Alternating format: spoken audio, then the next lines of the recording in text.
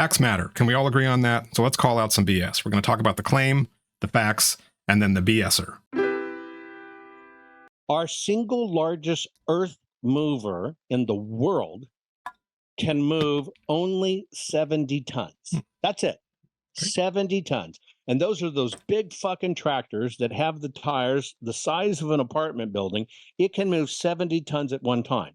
However, you go to Baalbek in Libya, and you have cut stones that are 10 stories high, 2 football fields long. Right. They're cut and they're fucking stacked. And they're perfect. Okay, mini Joe Rogan, let me stop you right there. Let's look at some facts here. The claim is that the largest earth mover can move 70 tons. Baalbek is in Libya, and that the stones at Baalbek are 10 stories high and 2 football fields long. Single largest earth mover in the world can move only 70 tons. Yeah, this is probably what he's talking about. Operating payload of 73 tons. Okay, let's look up other stuff. How about the fastest passenger ship reaching speeds of 58 knots? Biggest rocking chair. Casey, Illinois. Oh, that's right near here. Oh, I'm sorry. I thought we were looking up completely irrelevant facts. You know, if you go to move a big rock, do you push it across the ground or do you lift it up? So let's look at the world's strongest crane. Let's make it a mobile crane. All right, strongest mobile crane. Maximum load capacity, 1,200 tons.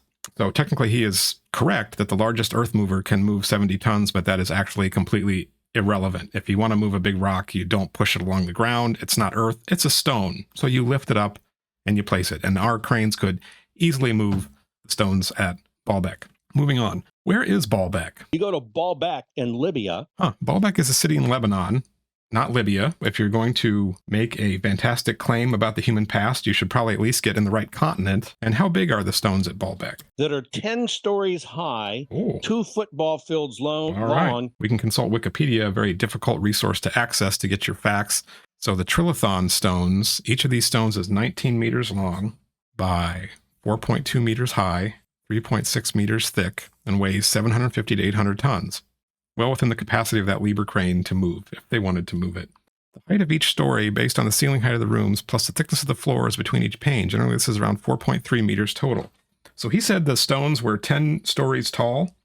So if we've got, let's just be conservative and say that we've got a 4-meter story, and we are looking at 40 meters and 2 football fields. That would be 200 yards.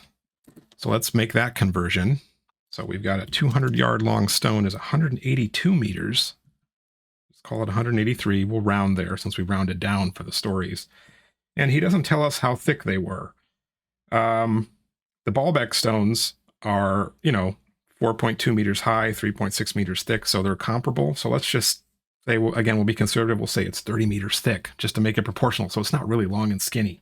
So according to Hutton Pulitzer, the stones at Baalbek are 40 meters high, 183 meters long, and we're going to estimate about 30 meters wide. So that gives them a volume of 219,600 cubic meters.